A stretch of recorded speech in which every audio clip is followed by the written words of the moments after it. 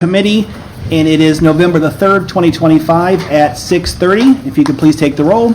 Mr. Ratliff? Present. Mr. Dickel? Present. Mr. Barr? Present.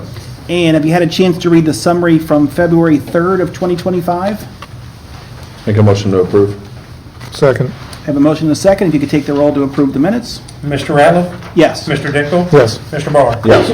Okay, we have one item under new business tonight, and that is resolution opposing Aqua Ohio's request to increase water service rates and requesting that the Public Utility Commission of Ohio deny the utility's request. We do have a piece of legislation, and the city is ready to fight this rate. However, we just received an email this morning to inform us. The best that we can tell is that Aqua is entering into a merger with American Water, and as a result, just to read from the email, there will be no change in customer rates as a result of the merger. So, with that email coming into play, I don't think that we probably need to act on anything opposing something that they're saying isn't going to happen as of this morning. I think we should keep this on the committee's agenda just in case. And at that point, what happens in the past is that we team up with a couple other places. I know Tiffin has worked with us in the past. Ashtabula is another customer base that hasn't, but we certainly would reach out to them. And that we kind of split fees with them as far as to oppose that moving forward. However, there isn't any real reason to do that at this time. So if you guys are okay with it, we will just leave it sitting on the agenda and have it here in case we hear otherwise. I'm fine with that. Sure. All right, so that disposes of that. Matter is not on the agenda. Anybody have anything to come before this committee tonight? Yes, sir. Susan Kelly, Precinct 5 Farming. Actually, I was hoping to present in the rate increase. When they recently did some work down my sidewalk and replaced the water line underneath it, replaced the sidewalk, they damaged my driveway approach and they've never fixed it. I've talked to them about it and still didn't do it. All right, could we get some follow-up then with him? I think we've had recent success with that follow-up and of trees that were damaged, so. Yeah. Well, they said that they're not going to use that contractor again, like they're blaming the contractor, but. Well, they're still responsible, so. Yes. Okay. Who should I? 365 East Farming. The driveway's on Patterson side. Thank you very Thank much. you. Anybody else? Seeing nothing, we are adjourned.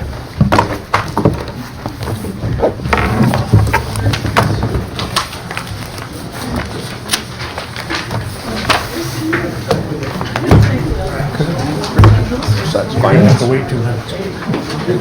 Finance. See, keep on track. Keep on schedule. We will go off the road. Yeah, I'll just stay if that's okay. It's all right with me. This look okay to you? Yeah.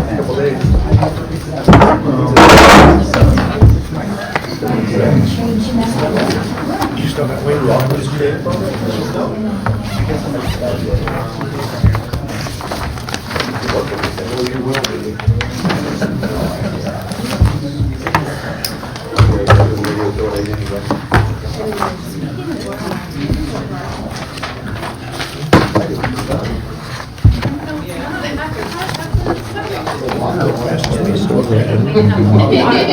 You have to add where it The what? I did. But I didn't think you guys. I did. It's doing it in 2 weeks. Definitely going to do it amended here or amended USDC. Mark's going to let us know there has to be some amendments. He's on it to come amendments on more.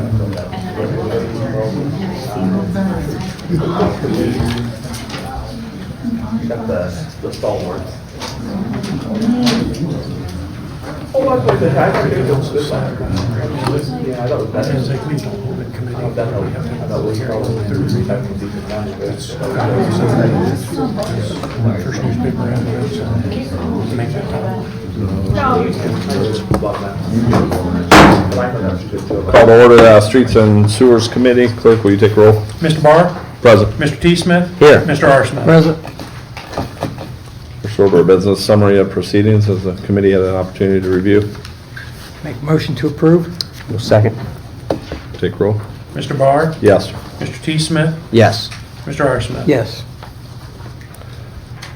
Old business, item 1, Streets 11, Patton Street Alley vacation. Clerk, will you read? Ordinance vacating part of a 16.5-foot public alley lying east of Lot 670 and 671 and west of Lot 684 and 685 in the Patton and Wallace addition to the town, now City of Marion, Plat Book 1, page 64, and retaining permanent easement rights.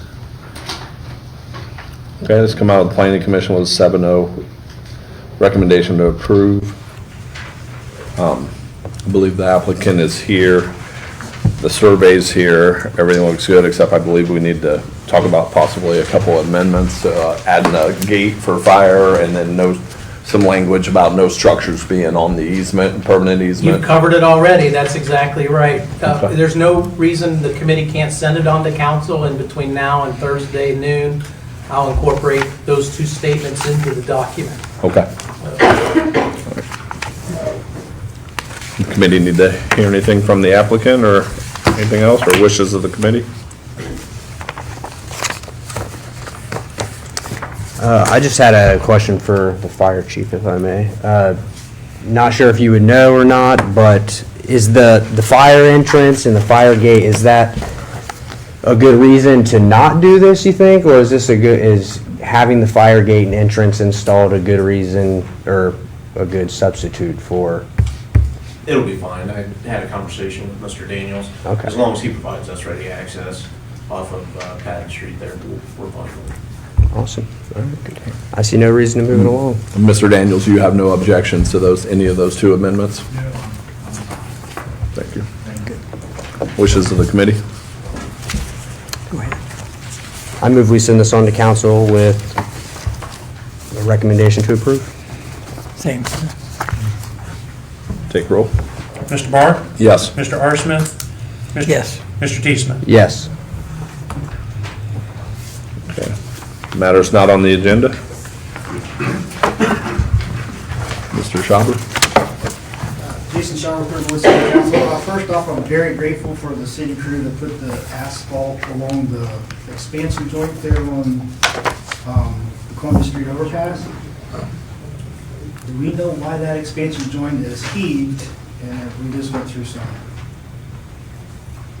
Don't know, we did talk to ODOT about that a couple weeks ago, but Scott and I were out there with them because there's some rebar that's exposed as well, so I think they're gonna try to look at it and see what's going on. Okay, so we will have, or we have had eyes on that, and it's not just we got the bumps moved out, let's forget about it type of situation. ODOT's well aware of that, what's going on. Okay. Is that the east or the west side? So it's on the west side, if you're headed east over the overpass, that's when you hit it. I remember a while back ago, our bridge inspection contracts, you remember this, Mark? ODOT usually did the bridge inspections for us, but That include overpasses? So, I'm just asking, my recollection of bridge inspections were true, what we would picture as a bridge, and It's may a not. true bridge, True okay. bridge and may not That was- encompass the overpasses, however, okay. that's my recollection, because I don't think we have any bridges that we require to be inspected anymore, other than maybe one on Likens Road. Okay, Because we that's- alleviated one on South Greenwood. Yeah, that's Yeah. what we did prior to with the bridge inspection. We no longer contract with them or something. We only got maybe half a bridge. Okay, and we filled in the one that we considered. a Yeah, bridge, right? we replaced it with a proper structure. Okay, all right, thank you. So you'll follow up on that, about that expansion? Okay. Anything else from the audience? Seeing none, hearing none, we're adjourned, 6:39.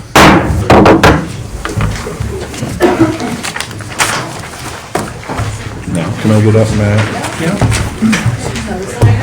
Oh, sorry, buddy. I'm fat.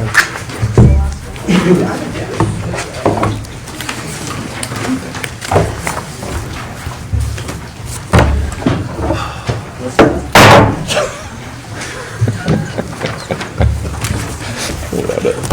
All the mics on, I won't say it.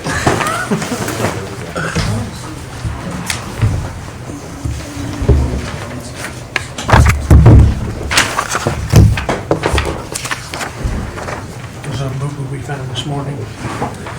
The written number did not match the printed number.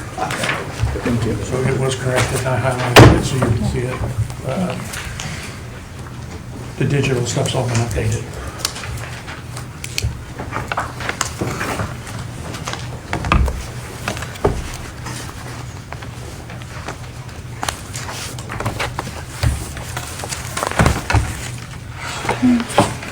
Call Finance Committee to order at 6:41. Clerk, take roll, please. Ms. Lang, Here. Mr. Rollins, Present. Mr. Rattler. Present.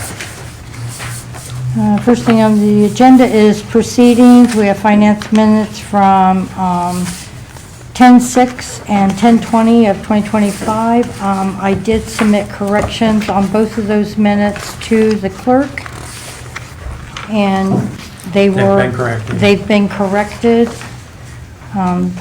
There was incorrect names. Was the only thing I could find.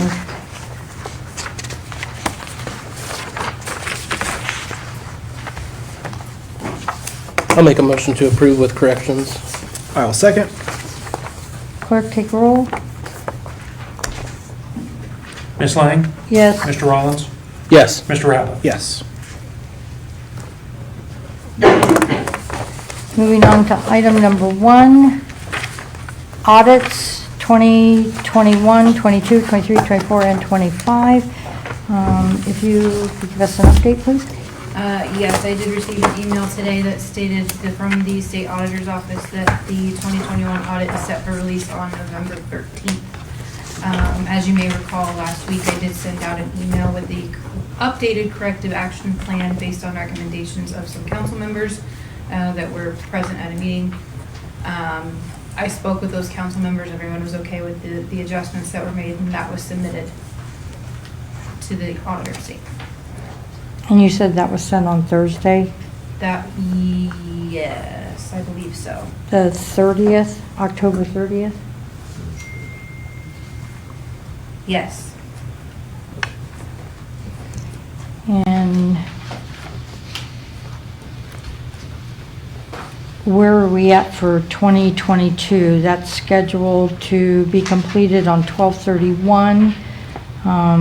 I did see that there was an email sent to you on October 28th from Clark Schaefer Hackett stating that due to the completion of the 21 audit, there was additional information that they were requesting, and I had not seen where you had followed up with that.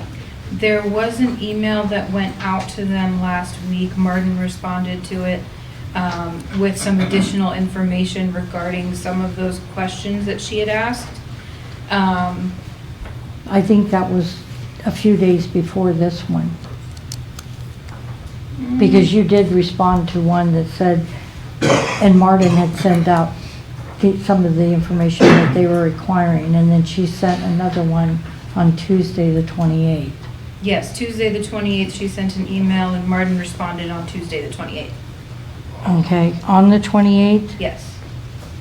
He had some of the information, but not all of the information, so I do have to go back through. I may have to call her and have a discussion with her just based on some of the questions that she has, because there's questions about like ending cash balances and the adjustments for the state auditor and that kind of thing. Those were done differently than they had been done in years prior, so I need to have a conversation with her before I get her any additional information on this. Okay, can you do that so that we don't delay Yes. any longer than we have to? Because I'd like to keep on course for as close as possible and have this completed by December as scheduled. Is there any other questions? I got a question. Jason Shuttle, Third Ward City Council. So We know the release date of November 13th for the 2021 audit.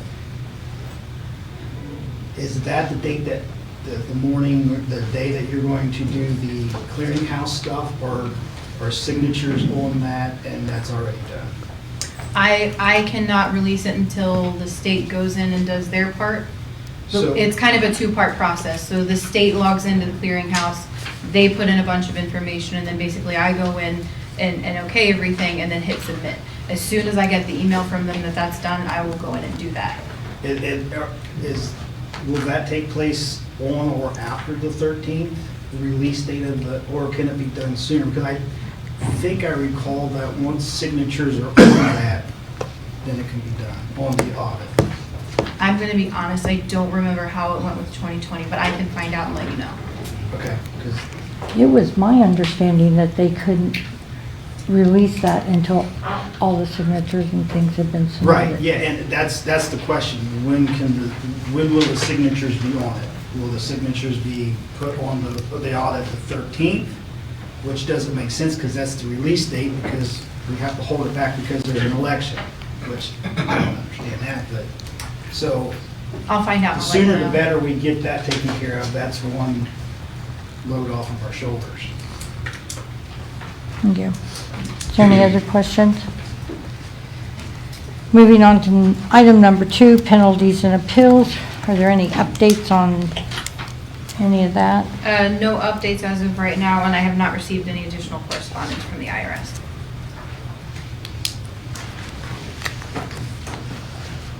Moving on to new business, Finance 71, OPWC Fund. Clerk, if you could read, please. Ordinance approving additional appropriations in the receipt of OPWC funds from the state of Ohio for the year ending December 31st, 2025. Okay, this is coming from the auditor's office. Yes, so there was a project on Garfield Street and Brightwood Drive. OPWC funds were used to pay for that. This is just appropriating those funds. So the expenditures for those two projects was the 190,209? Yes.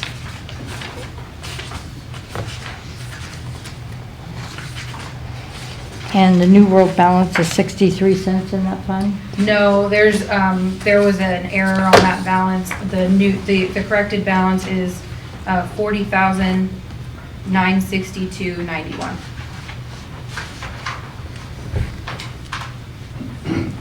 So it's 40, as of today, it's 40,962.91, and you're requiring, or asking for an additional 190, is that correct? Yes.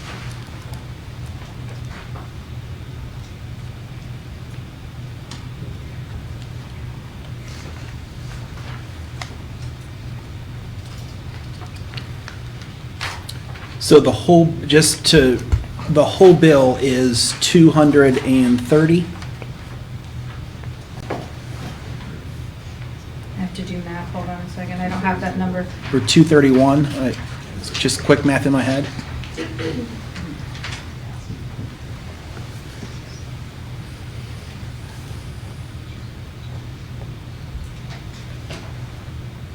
I can get you the number. I do not have the whole number off the top of my head, but I can get it to you. Wouldn't you just add the two together? Not necessarily, no, because there's a 60-40 split for what the city's responsible for and what OPWC pays for. And then the way that it works is OPWC pays the vendor directly. We have to log the information as coming in and going back out again. So I have to find what the exact number is, and then I will give you the number. 231, 272.49. What was that, Matt? 231, 272.49. That's the two added together? The Brightwood, the Garfield, and the balance, yes. Oh, and the balance, okay.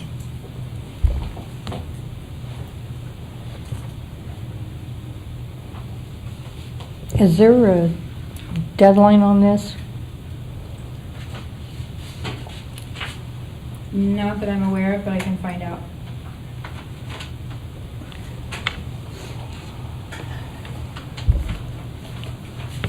I would say hold this in committee till we have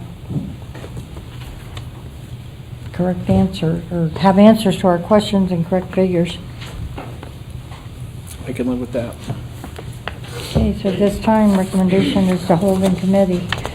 Moving on to item number 4, Finance 72 Transit Funding Ordinance. Clerk, if you could read, please. Ordinance authorizing the service director to apply for, receive, and administer the ODOT grant from the U.S. Department of Transportation, FTA, and State of Ohio, and declaring an emergency. Okay, this is coming from Zoe.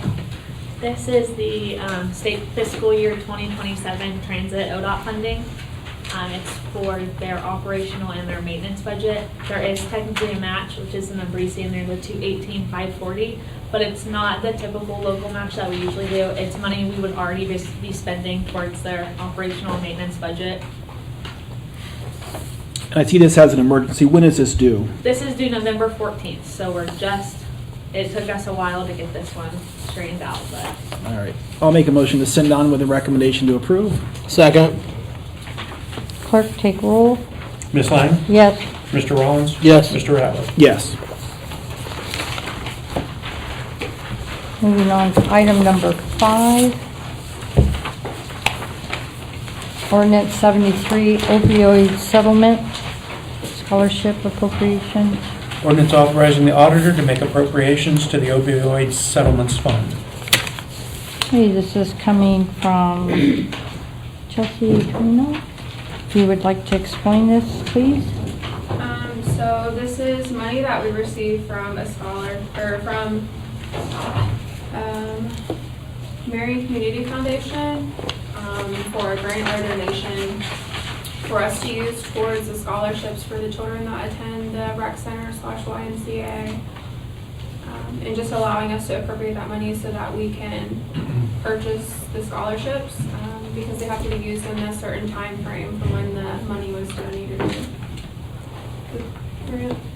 Yes. Was given. Is there any questions? I add something to that. Sure. So this is, when we went through this process to open the rec center with the YMCA and Marion City Schools and OSUM and Marion Tech now all take part in that. It started out kind of slow, 5 or 6 kids a night, and I think everybody will be tickled to know they're up to about 27 or 30 kids a night. We get transportation from Marion City Schools, from Grant and Harding. So there's a bunch of kids over there every night. One of the biggest improvements that I've seen with that, so there's no barriers for any kid going there, is it's totally free now to all those kids.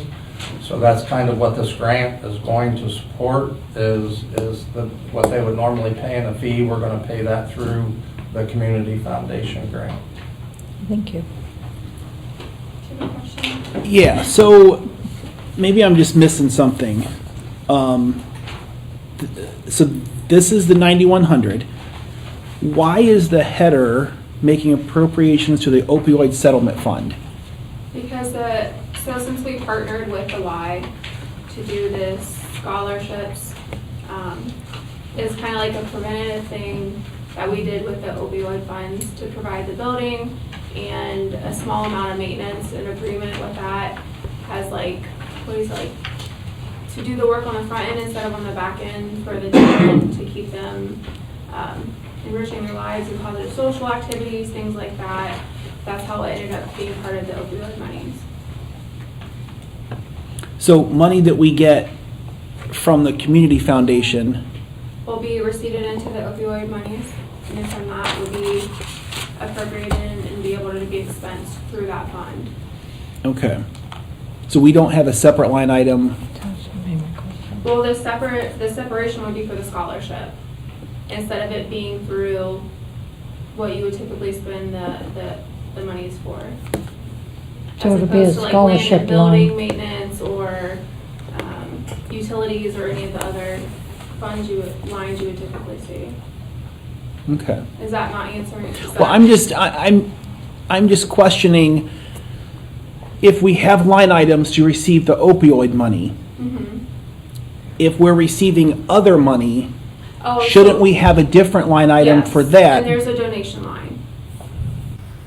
Okay, But this is for the appropriations for the expense, not the revenue. okay. I mean, as long as, I just, Yeah, keeping it separated Okay. out, definitely. It's definitely not receiving them at the same. No, it went into donations, which is 233-3068-4805. 4805? Correct. That's the donation where it was receipted into. because this says 5509. 5509. Because this is asking for appropriations for the expense. Gotcha. So it went into, the revenue went into 233-3068 805. 4805? Correct. And that was the revenue. Correct. And this would be the expense side. Okay. So are you just going to do an internal transfer to true that line item up then? Otherwise, it'll show negative, right? It'll only show negative if we overspent. But if we do the appropriations, that covers us spending. Got you. Okay. Thank you. Mr. Shaw? We typically have a resolution or something accepting the grant or the donation from the community foundation. Anytime we've ever received funds, we typically have an ordinance going through that accepts it. If you remember that, and if this isn't accepting it, we skipped a step. I think. Input, please? So Councilperson Schauber's correct. Typically, when a donation's made, the caption includes accepting the donation. There's no reason, and probably the prudent way forward is to accept the grant and appropriate the money all in this. So I would recommend the committee send it forward with the modification to insert the word accepting the donation and appropriating the monies where appropriate in the title.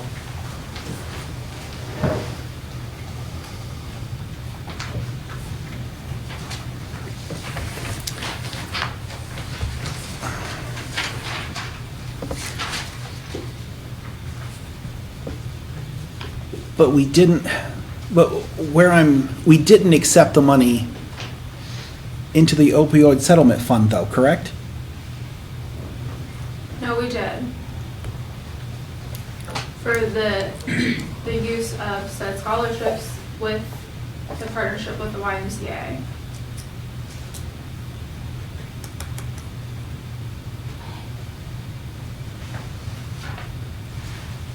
But the opioid fund is a federal, right? So maybe, I hope I can add some clarity. I asked the same questions when the draft was submitted for initial review before it was placed on the agenda. And what's really driving this strange relationship where we're talking about the opioid settlement fund is this expenditure to pay scholarships for these youths at the rec center would qualify as a proper use of our settlement monies. So from my perspective, not being in the auditing area, it's tied to a proper expenditure for drug use prevention, and they keep it in the same fund so they can track the monies easier, believe it or not. And it's maybe like the police department, they have the police fund, and so if a donation's made specifically to the police department, that money goes into the police fund. So it goes into the fund as opposed to passing through the general fund and moving over to the police fund. So it just keeps it more consistent with the intent. The intent in this case would be the community foundation gave these monies to be used as scholarships for the youth at the rec center associated with keeping them engaged in positive activities as opposed to with that activity being drug prevention. Okay, so just to throw it out there, what about this heading? Ordinance authorizing the auditor to accept donations and make appropriations to the opioids settlement fund to provide scholarships for the YMCA Rec Center. That to me just seems a whole lot more cleaner. Okay. And then I think the body can, because it says where we've received money, do we need changes to the body? Okay. The title helps follow the concept. So I should make the changes to ordinance, or, yeah, okay.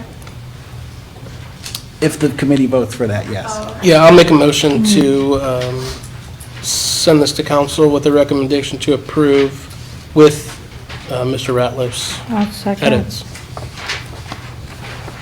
with the amended changes.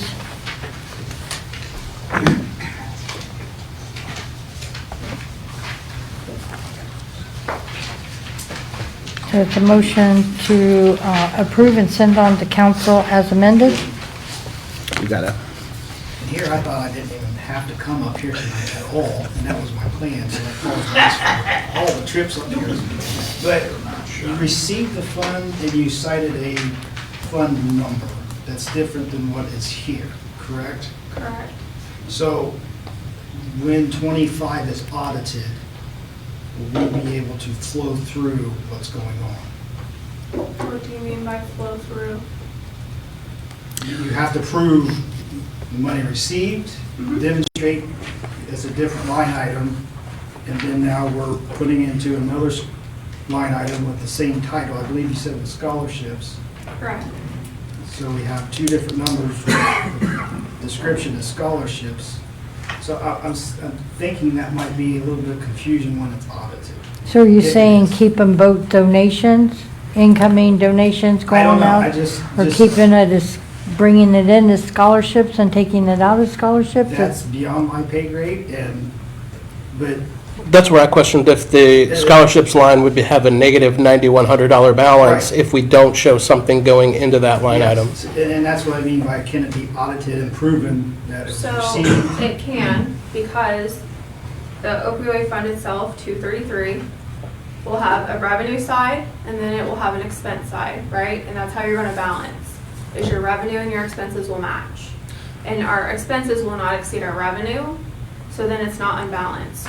So what you're receiving in is your revenue, and that's your donation, Okay. okay? And then the donation is then being used for said scholarships. That's what the Marion Community Foundation appropriated it for, or gave the money for. That's what they wanted it to go towards. So until that $9,100 is appropriated, no money's being spent. So therefore, there won't be a negative line. So when we write that check, will we write it for $9,100 to the YMCA for scholarships? It'll go for scholarships, I don't know the exact amount, but that's the amount that they gave, and that will allow us to use it in the time frame that we need to use it. But who's going to disperse those funds, us or the Y? The Y Or the sends rec us a bill, center. the Y sends us a bill, and then the bill gets paid with the scholarship money, Okay.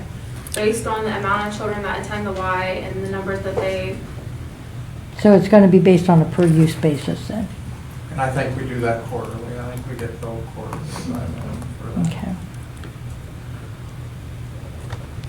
am I not explaining it enough? No, I just or- wanted to make, yes, you Okay. explained. I just wanted to make sure that when it's audited, it's not like, oh, there's something Well, screwy because here. it's, I think that was to the law director's point, is instead of it going through the general fund and then being moved here and then being moved here, we just try to keep it clean by putting it straight into this The same said fund. donation fund, Mhm. and then keeping it right there in and out, as opposed to going through one fund to another to, And so the $9,100 is not the cap either. As long as you don't exceed what that line item amount is, you're fine. Is that, am I understanding that correctly too? well, I'm not sure what you mean by the cap. Like, So the donation is $9,100, am I correct? yeah, So they can provide scholarships up to $9,100. correct. And maybe you misspoke or I misheard. It could exceed that as long as there's enough revenue in that line item. If we receive more donations, we would have more appropriations. We will get another check in March too. Our total altogether was $13,000. The first check in October, the second one in March of 2026. So then at that point, we would be back here again asking for more appropriations to match the new donations that are being received in. So So $9,100 is kind of a cap. But, well, the donation was 13,100. 13,000, I think. 13,000 or 13,100 total. But they're sending it in 2 checks. The first one being $9,100. Yeah, the balance will be. And then the balance will be next year in the spring, yeah. So we'll come back and ask for the rest of that. Do the same thing. Right. Okay. So I think there is some validity to what he just said. And so in section 1, should it say the auditor is hereby authorized to accept the following donations and make the following appropriations to the opioid settlement fund? And list both out, and I didn't get the fund. I know it's 233.3068.4805, 4805. and the description would be scholarships, and then instead of requested, it would say accepted, 9,100. And then under that would have the 5509 scholarships and requested 9,100.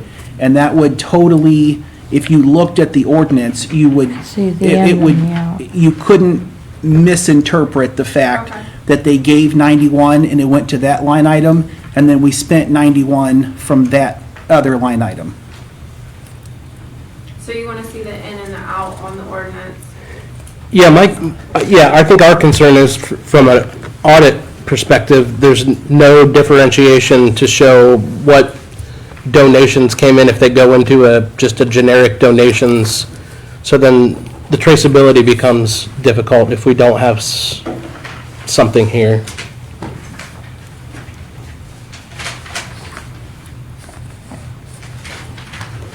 And whoever's making it, I mean, I have it pretty well written. If Okay, whoever I can give to after the meeting. I would gladly take that. Okay. So do we want to send this on to council then with, Well, we as have a first and a amended? second. I think technically we need to draw that back and then send it on as amended with both with the header and section 1 being changed. I'll withdraw mine. I'll withdraw mine and then make a motion to send on to council with a recommendation to approve with, as amended. And I'll second.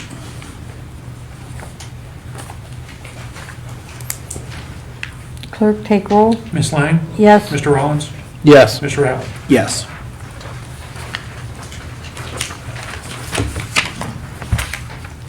Moving on to item number 6, 74, Finance 74 opioid settlement rec maintenance appropriation. Clerk, could you read? Ordinance authorizing the auditor to make appropriations to the opioid settlement fund.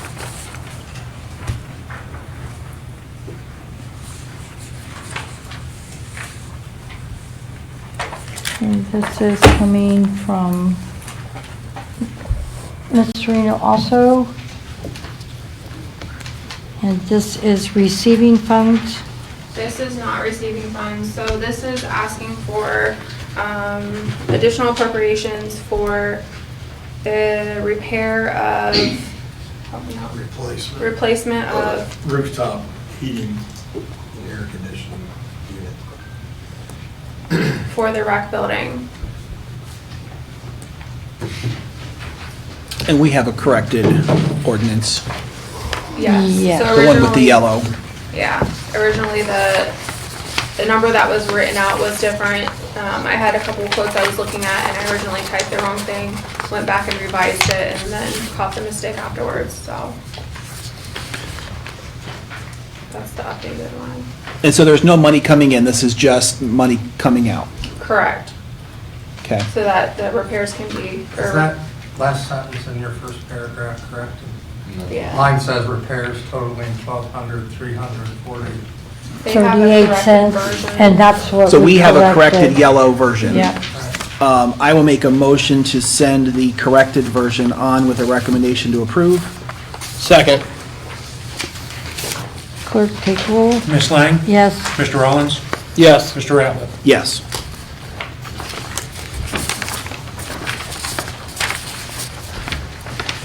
Moving on to item number 7.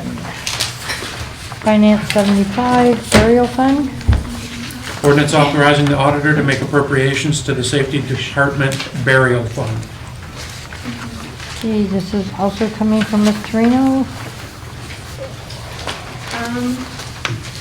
So this is money from the state that we received for indigent burials. And we were trying to have, I guess again, trying to keep it clean so that the reimbursements from the burials would go back into the money that's used for the burials. And this one I did include the to and from, or from and to, I guess, to try to make it a little bit easier to understand. So I totally get where we're coming from with adding both lines. Yep. Totally get it. I'll make a motion to send to council with a recommendation to approve. I'll second. Clerk, take roll, please. Ms. Lang? Yes. Mr. Rollins? Yes. Mr. Ratliff? Yes. Moving on to matters not on the agenda. I have a couple of items. One is for the law director. We had ordinance 2025-092 appropriating for professional service. The law firm, billing items were in question, and you were going to research for Isaac Wilt. Yes, approximately a month ago, maybe more, it was, a question was raised prior to passage of the additional appropriation. And after the appropriation, I did review the invoices, and I don't know whether everyone will remember, but Mr. Ratliff pointed out in review, it didn't appear, it appeared to be a conflict between the statements. It made a reference to preparation or review in response to plaintiff's summary judgment motion, and then a few lines later it said preparation, review, response to summary judgment, a defendant's summary judgment. Those references are actually accurate because if you remember, the city of Marion sued Capgrow and Lighthouse, so we were the plaintiff in that case. They were the defendant. And then as a part of the litigation that has since concluded, they sued us claiming we had violated ADA regulations and were discriminating against persons with disabilities. So we were actually both plaintiffs and defendants, and that tracked in the invoice itself. And it was consistent with what I would expect to see. Thank you. Any questions? And then the other one, You got one here. Since I'm here. So, would you like to state your name? Jason Sharp, 3rd Ward City Council. Every year at this time of the year, we have our bond payments, and we know what happened last year. How is the city sitting this year at the same time with the same bond payments and whatnot that will get us through the end of the year?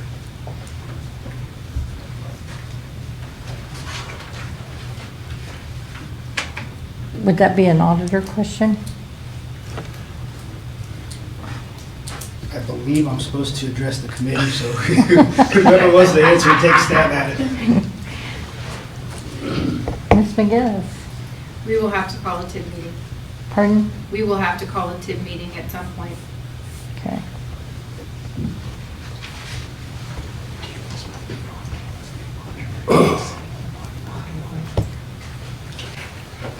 Pam Craig, 365 Silver Street. TIB is Treasury Investment Board, correct? Yes.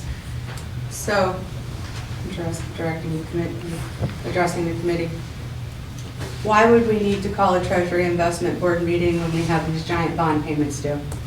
It's 2 payments, correct? And it's like over $1 million, or am I wrong? I thought there was one that was like 600,000 and the other one, I can't remember all this stuff. Is it 2 payments?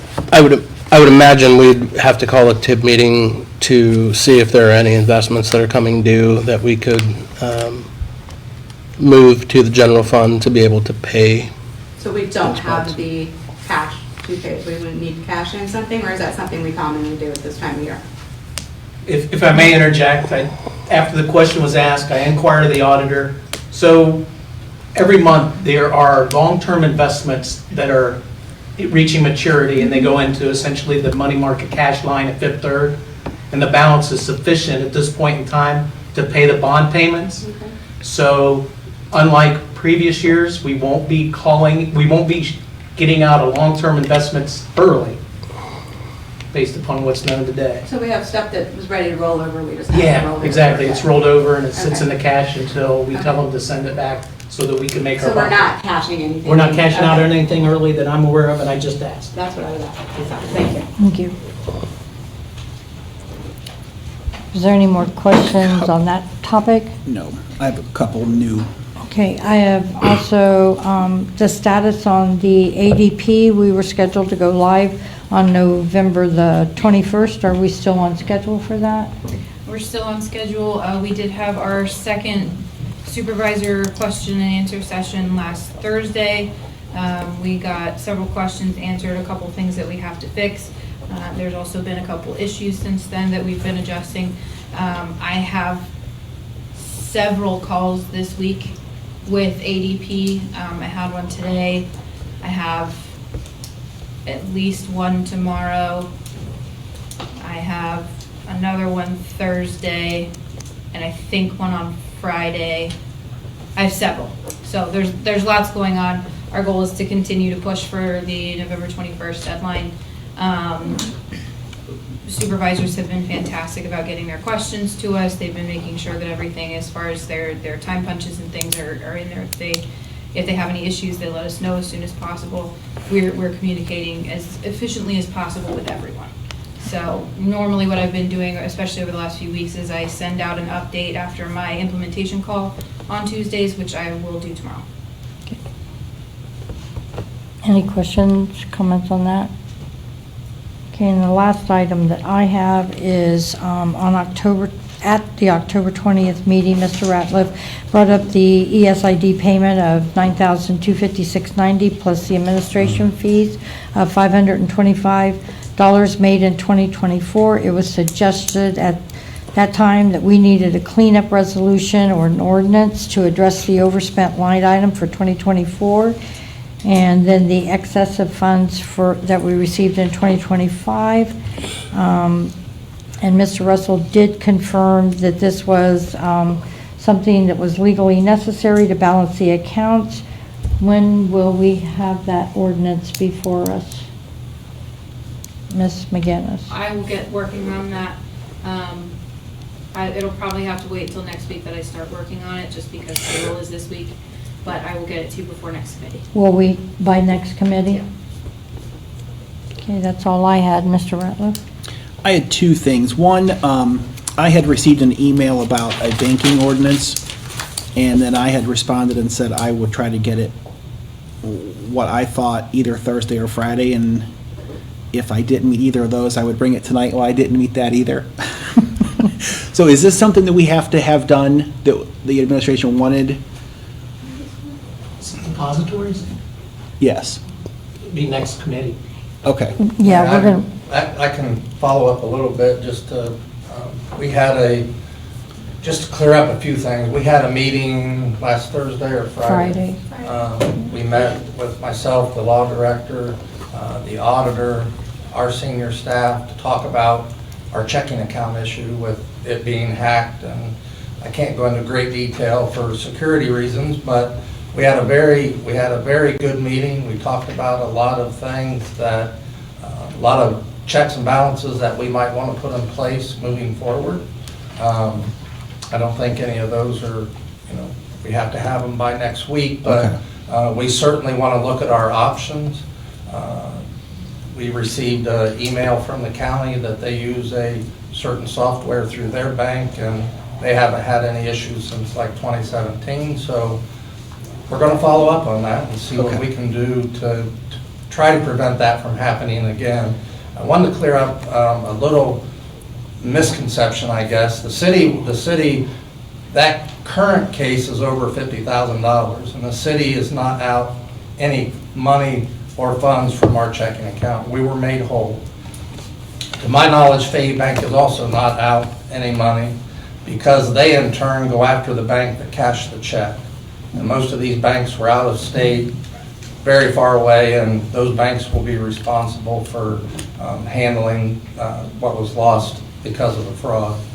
So we are not out any money, Fayette Bank's not out any money, but when I say it doesn't cost money, it really does cost money because we have to, the auditor's office spends a lot of time going through that, the police department investigating the case and getting records, so there is lost money, but not in the way, of lost money from the checking account. So we had a great meeting, we're gonna make some changes and hopefully put that to rest for us in the near future. With that banking ordinance, what I was going to suggest is, that we're going to have a changing of office holders here in just a couple months, and to not tie the new office holder into a set of banks, I think it would be appropriate that we would go back and amend the last resolution or ordinance that we passed on it to add what the premier, whatever bank that we wanted to add.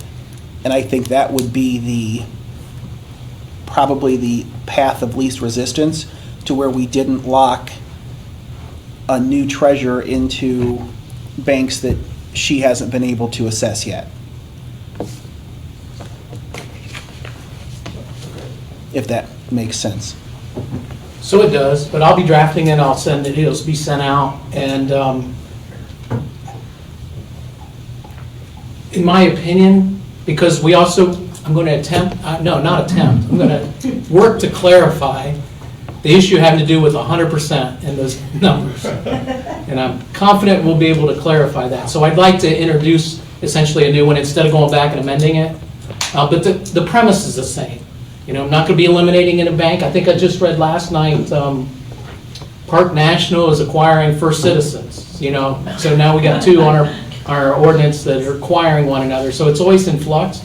But the premise, in no way will it tie the hands of the future treasurer, because this council and administration is always willing to be open-minded. And if it needed to be changed in January, February, because the new treasurer suggested an addition of a bank, I would think we would do that. But I understand what you're saying. I just think because we were cleaning up other things, it's probably going to come as kind of just an introduced new one, clarity on the percentages and that kind of thing. Okay. And then I just had one other topic, and this may be even more appropriate for full council, but I'm going to bring it up tonight anyway. At the last council meeting, and Law Director, you weren't here, there was a conversation that just kind of bothered me about emails.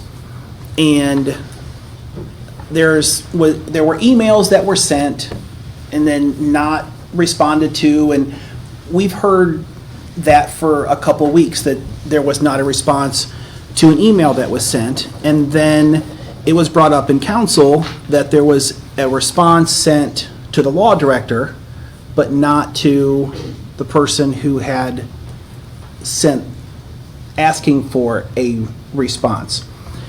And I just, I have responded to multiple emails throughout my tenure here, and I don't know that I've ever sent it to you and said, is this okay for me to send? And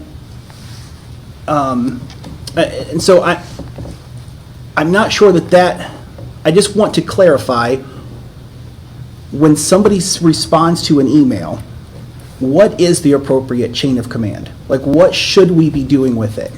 Like, I mean, again, you weren't here, but it was the budget director, and the response was, I don't have any information, I believe was Correct, I didn't have any information to provide, but it was more of the fact that I believe it was a public records request. It wasn't just responding to anybody.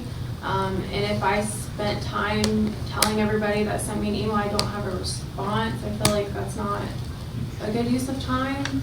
If I provided, a response to the people that I felt like required it or needed it, more information, they could get back to me and ask, as opposed to just saying, no response, no response. I mean, I felt like I because took proper steps it would to take follow. the same amount of time to email the law director as it would the person. And so and so my take on what I heard at the meeting was that it was sent to the law director, like, to be okayed to be sent. Was it related to public records? I'm not even 100% Okay. sure. Because it's not unusual for an administrator that receives a request that may not be clear or may be clear in regards to requests for public records to forward it to me to make me aware that a request has been received, to ensure that a response is provided. Because ultimately, the most important thing is a response to a public records request be provided. That's what our goal is. And I don't know what specific email you're talking about, but I'd be happy to look. I think we're about to find out. October 8th, we had a phone conversation about it. When did it become a public records request from a sitting council member? By ignoring me, you're not just ignoring me, the person, you're ignoring the entire third ward that I was elected to represent.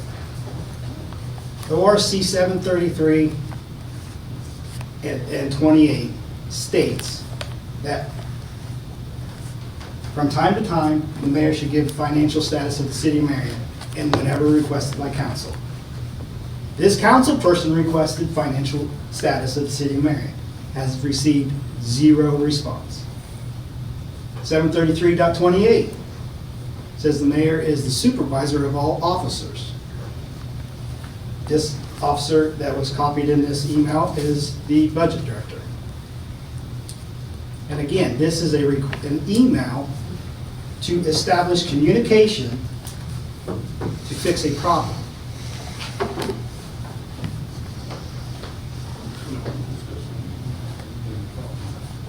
Naomi Craig, 365 Silver Street.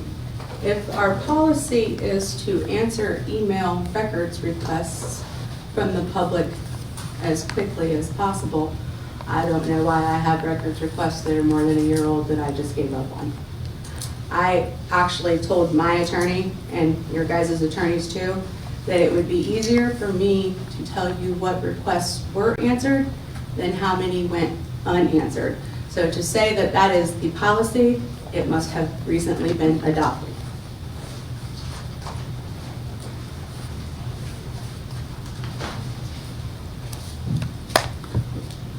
So because there seems to be confusion and misunderstanding, what are people supposed to do? Because I've always just answered them. I don't think I've ever turned it into anybody and said, hey, I got a request. And maybe that's wrong on my part. Maybe I should have been doing that. I haven't got a lot, but I've just... Mr. Ratliff, Mr. Schauber has done the same. You've actually told me I don't have any information that would be able to answer this request, but I believe that this person would be able to help you. So even when you didn't have an answer, as she didn't have an answer, it's actually Ohio Sunshine Manual. You're supposed to respond with saying, I have no record that would be able to fill this request. And you don't have to suggest anyone, but it is state law that you're supposed to tell somebody, hey, I don't have any information. But you have told me before, I cannot help you, but this person might be able to. So I believe that's actually state law and should be standard procedure.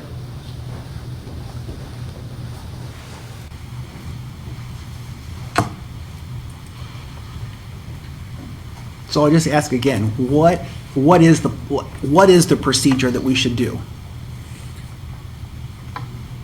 Because I'm not even sure that I know. I don't have any problem answering a question when somebody asks me a question that I feel like I can answer. The email he's talking about, I have still in my folder, and there was nothing directed directly to me that I could answer about the ESID ordinance. I have nothing to do with that ordinance or any information that I could provide him that would have been pertinent to his request. And he directed it to 6 or 7 different people, I think with the hopes of getting an answer from somebody. In my opinion, it would have been the auditor because it dealt with that particular ordinance and the ESID ordinance. Was the auditor one of the people on it? Yes. Yeah. Is this on your list to respond to It is. at some point here soon? It is on my to-do list. And as the law director said, when we get a public records request, oftentimes I will send to him, we're all supposed to send to him the request to make sure we're answering it correctly, we're answering it in a timely manner, and we're fulfilling what the person has asked for. Okay. And legally, trying to do that legally. And I'll just say, that's something I've never done, so I've been wrong in that. We just like to make sure. We like to make sure we're sending the right information and that we're answering correctly and Okay. we're not violating anything.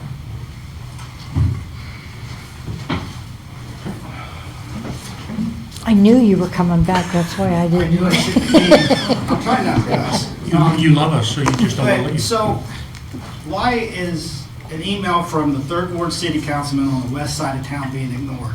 And then being dismissed tonight as a public records request that no one can touch? She's gonna answer it. She said she was gonna answer it.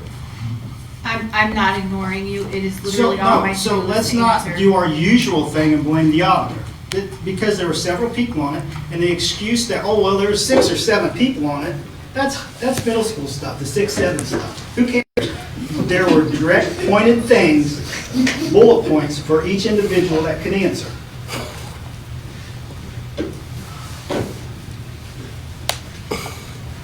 Does this go back to the December 9th meeting when the mayor excluded people, suggested to Twyla Lang to exclude me from meetings? There was And no I'm out of meeting. control?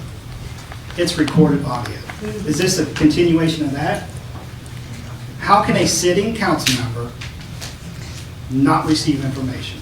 Same way a finance chair cannot receive information. None of my emails have been answered. So you're not exempt. But that's not an excuse, that's just a bigger problem. I don't know who your emails were to. To the auditor's office. And one to the treasurer. So, how do you get answers to your emails? Even if it's a response, but I don't have an answer, I'll get back to you. Or thank you, I will get back to you as soon as I can. Naomi Craig, 365 Silver Street. I don't typically have problems getting responses from the auditor, but I probably speak to her a little differently than other people in the room. As far as this being our policy, that we run everything past the law director now, I didn't realize that's how state law worked either, because I'm supposed to be able to ask anyone for any record at any point in time, and it's supposed to be given to me. That being said, October 13th, I emailed Mr. Russell and asked him for the records in my mother's murder case before, or it would have been kidnapping here in Marion, before I presented it to council last week. That said, that email has not been acknowledged.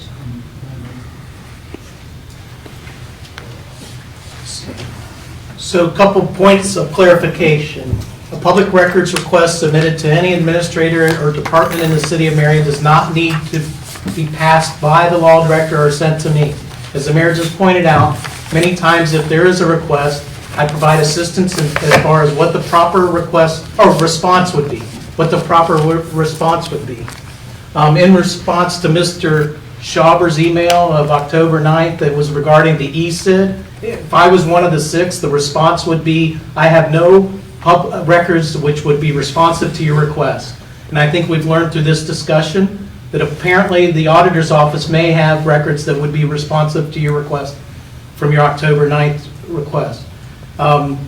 In regards to the email that you referred to, that you forwarded to me, No, I sent it to you directly. hold on, I don't need it. Okay. The next morning, I met with the police chief and the major in charge of records in the police department, and they have been compiling the record and are readying a response to your public records request. So there's the response. You'll be getting it, I would expect, this week, having just talked to the major in charge of that. I mean, I appreciate that you're telling me that now, but like October 14th or 20th or something like that, it would have been nice to have heard that then and not had to have come up here and gotten emotional and begged for help, because like, I didn't even get from you, like, on it, or anything like that, so. And I apologize for that. The And response would have been, I'm not the keeper of the record, and I Understand, should have let you know. we've had those conversations Yeah. before, and I mean, you've also told me I don't have that information, but this is the person that probably can help you. But I didn't even get that, and I think you can understand and appreciate with what the situation. I sure do, yes. That, you know, I was told these records didn't exist for my entire life, and now it's hundreds of pages that need to be redacted. And all I'm getting is radio silence. So I think you can understand my frustration, or I would hope that you would understand. I do. Thank you. Madam Chairman, you said something about I didn't answer an email. What email is that? I don't regulate any. Email that I sent to you the same day I sent to the auditor asking about the bank fraud.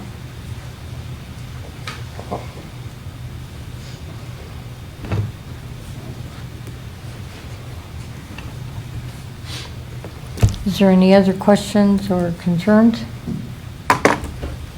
Not, we're adjourned, 7:36.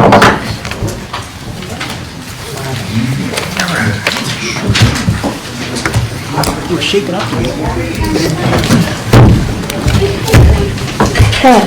As prepared as I try to be, I'm